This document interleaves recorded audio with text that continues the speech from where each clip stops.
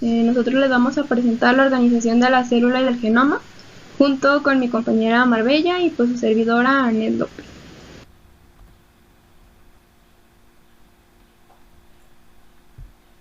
Un gen es una unidad funcional de ácido desoxirribonucleico que contiene información básica para el desarrollo de las características de un individuo. Este segmento puede codificar una proteína en específica o un segmento de una molécula con características y funciones determinadas.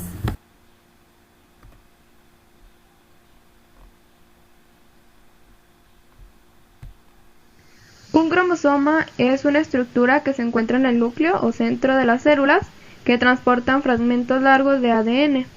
El ADN, pues como ya conocemos, es el material que contiene los genes y pues es el pilar fundamental del cuerpo humano. Los cromosomas también van a contener proteínas que van a ayudar al ADN a existir de una forma apropiada.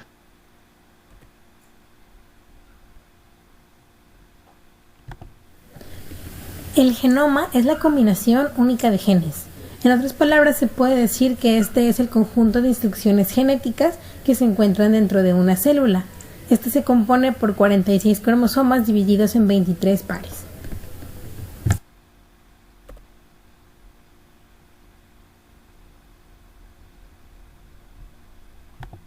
Un alelo es cada una de las dos o más versiones de un gen.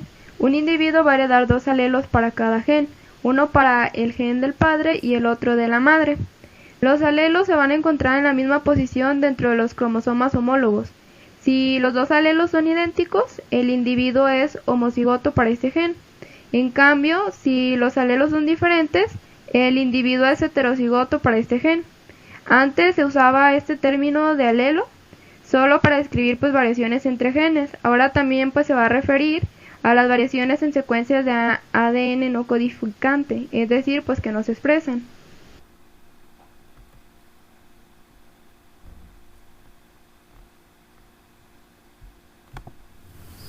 La ribosa es un monosacárido de gran importancia para los seres vivos. En esta imagen podemos observar la estructura tanto lineal como cíclica. Mencionando su fórmula empírica, esta es C5H10O5, lo que nos da a entender que cuenta con la presencia de 5 átomos de carbono, 10 átomos de hidrógeno y 5 átomos de oxígeno. Por la presencia de 5 átomos de carbono es que se le conoce como una pentosa o un monosacárido de 5 carbonos. Al perder un oxígeno en el hidroxilo 2, se convierte en una desoxirribosa. Esta es una desoxiazúcar que de igual manera cuenta con 5 átomos de carbono, siendo su fórmula empírica C5H10O4 por el oxígeno perdido, y de igual manera podemos observar la estructura tanto lineal como cíclica de esta.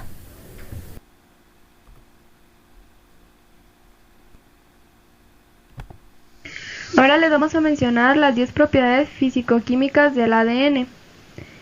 Tratamos de rescatar las más importantes, pues el ADN va a estar formado por nucleótidos, como ya se sabe, que contiene azúcar desoxirribosa, una base nitrogenada y un fosfato. El ADN también va a tener un carácter ácido que va a ser debido al fosfato cargado negativamente. Se puede decir que el ADN es una molécula muy estable y pues también puede llegar a contener demasiada información. Continuando con las propiedades físico-químicas del ADN, también se puede decir que es una molécula de cadenas largas. Se va a encontrar formado por dobles hélices que van a permitir que las bases nitrogenadas apolares vayan a quedar en el interior y el esqueleto azúcar-fosfato quede en el exterior. Las bases nitrogenadas pues van a ser de carácter hidrofóbico y el esqueleto de azúcar-fosfato es hidrofílico. Van a tener también un sistema de reparación cuando llegan a existir errores en la replicación. Se dice que este sistema de reparación solo existe en el ADN y también se puede llegar a organizar en moléculas llamadas cromosomas. Se pueden realizar copias por medio del proceso de replicación del ADN polimerasa. ¿Por qué se dice que el ADN es una doble hélice de cadenas antiparalelas? Para responder esta pregunta lo tomaremos por dos puntos. Primeramente se dice que es una doble hélice debido a que se forma por dos hebras de desoxirribonucleótidos. Estas son complementarias y se unen por medio de las bases nitrogenadas. Al unirse entre sí se enrollan formando una doble hélice. dejando dentro las bases nitrogenadas unidas por puentes de hidrógeno y por fuera el esqueleto de azúcar fosfato. Por otro lado, se dice que son antiparalelas debido a la orientación de estas. La orientación de una de las hebras va de 5' a 3', mientras que la otra va de 3' a 5', por lo que son hebras paralelas que se dirigen en sentidos opuestos. Y aquí es donde entra el término de antiparalelo. Tipos de ARN. Bueno, además de los ARN que ya conocemos, como es el ARN mensajero, el ribosómico y el de transferencia, tenemos algunos otros tres, bueno, en este caso pusimos 4 tipos más de ARN. Tenemos el pequeño ARN nuclear, que este va a estar implicado en la tramitación del ARN premensajero en el mRNA maduro. Estos son muy cortos, con un largo medio de solamente 150 nucleótidos. Tenemos también el ARN de transferencia mensajero.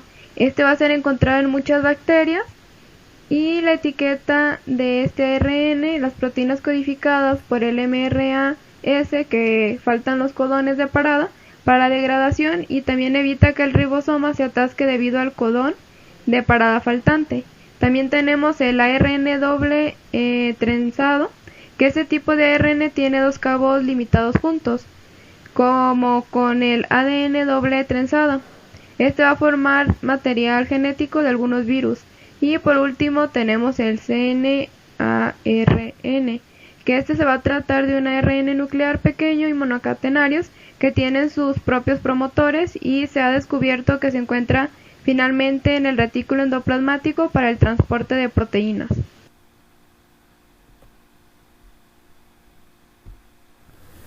Los ácidos nucleicos cuentan con átomos de diferentes elementos, como lo son el carbono, hidrógeno, oxígeno, nitrógeno y el fósforo. Por otro lado, la unidad básica de estos ácidos son los nucleótidos, y estos cuentan con 3 componentes básicos: un azúcar, que puede ser representada por la desoxirribosa en el caso del ADN o por la ribosa en el caso del ARN, un grupo fosfato y una base nitrogenada. En el ADN, las bases nitrogenadas son timina, adenina, guanina o citosina, mientras que en el ARN la timina se ve reemplazada por el uracilo.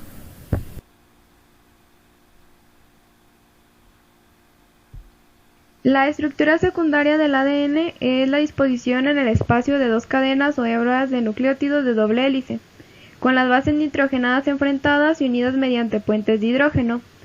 Aunque la doble hélice descrita por Watson y Crick, llamada forma B, pues ha sido la que se ha considerado como pues la única conformación espacial posible, actualmente se conocen algunas otras formas. Esta forma B es la que adopta el ADN en disolución y en la que interacciona con las proteínas nucleares. Tenemos otra que es la forma A del ADN, que es una doble hélice destrógira.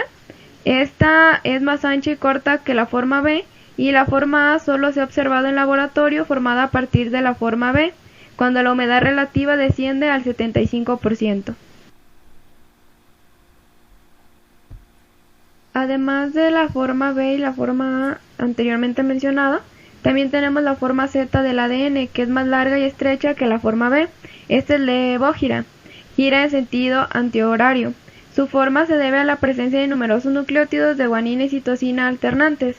Además de la forma B, A y Z del ADN, hay algunos otros tipos. En procariotas, igual que en mitocondrias y cloroplastos, el ADN es bicatenario circular, y en algunos virus las cadenas de ADN son sencillas y no dobles, pudiendo ser circulares o lineales.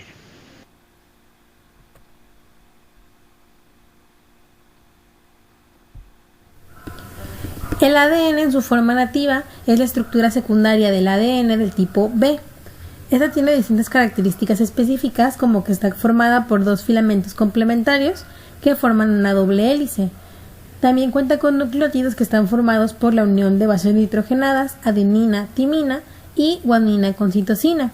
Estas están ordenadas secuencialmente para constituir aminoácidos que a su vez constituyen las proteínas que caracterizan a cada gen.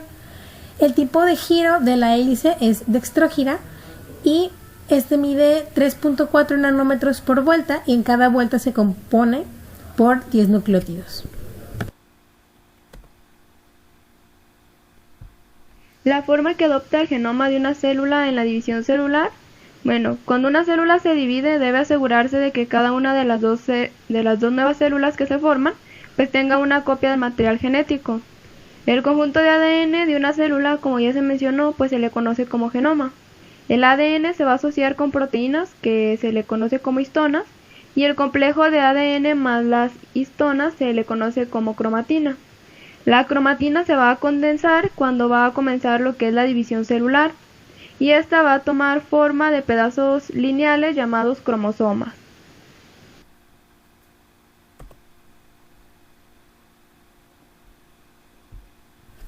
Cuando hablamos de la desnaturalización del ADN nos referimos a la separación de las hebras de este. Se da por medio de la ruptura de los puentes de hidrógeno que mantienen unidas las bases complementarias y da como resultado dos hebras simples de ADN. Este proceso se puede realizar en laboratorios, elevando la temperatura hasta 85 a 94 grados centígrados. El proceso de unión posterior a la desnaturalización se conoce como renaturalización. Ahora, acerca de los tipos de secuencias en el genoma eucariótico, tenemos las secuencias de ADN de una copia única y secuencias de ADN repetitivo. En imagen pues se puede observar la organización del genoma. Tenemos el genoma, el DNA repetitivo, que este se divide en codificante y no codificante, y posteriormente el codificante se va a dividir en estructural y regulador, y el no codificante en moderadamente repetitivo y altamente repetitivo. El 50% más del genoma eucariota va a estar constituido por una repetición de segmentos de ADN, mientras que la proporción de segmentos de ADN de copia única va a ser muy escasa. El ADN de copia única o de bajo número de copias va a estar constituido por la fracción de ADN que renaturaliza lentamente.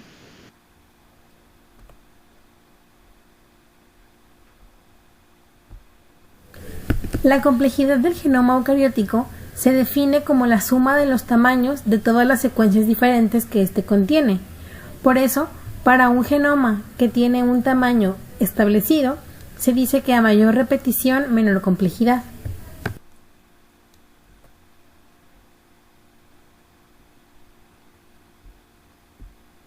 La cantidad de genes en el genoma humano.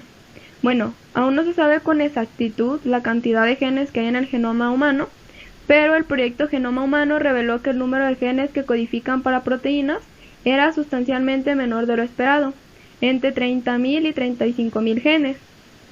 El número de genes se ha ido reduciendo poco a poco y hace no tanto se hablaba de 19.000 genes codificantes para proteínas, para lo que es cierto es que todavía no hay un número oficial definitivo.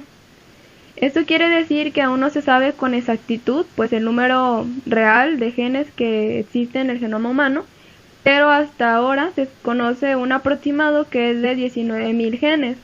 Encontramos también una imagen que nos dice que cuando se habla del número de genes del genoma, se suelen incluir únicamente aquellos genes que codifican para proteínas, y las últimas estimas apuntan que nuestro genoma va a incluir 18.000 genes codificantes para proteínas. Aunque no se sabe con exactitud la cantidad de genes codificantes de proteínas con los que cuenta el genoma humano, algunas investigaciones muestran que es aproximadamente 20.338 genes. Esto equivale entre 1.5 y el 2% del genoma humano en total. El resto del genoma, que es la mayor cantidad de este, es un genoma no codificante.